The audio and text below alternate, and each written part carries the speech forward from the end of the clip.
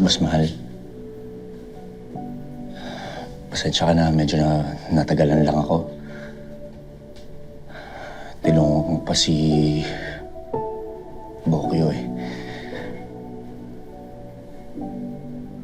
Tsaka gusto ko rin sanang humingi ng tawad sa'yo. Nakipaglaban na naman kasi ako kanina eh.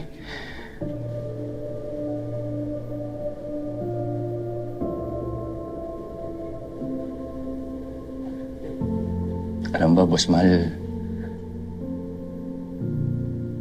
sobrang saya ko na buhay ka.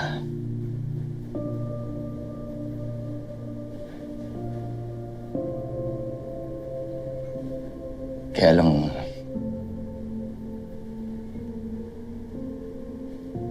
bakit ganun, no?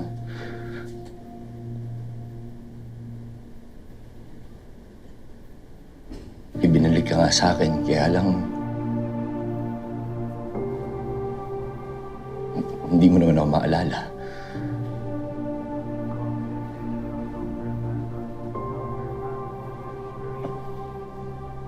Alam mo,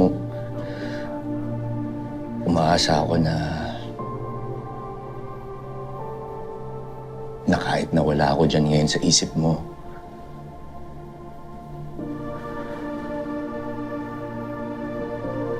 habang buhay naman ako nandyan sa puso mo.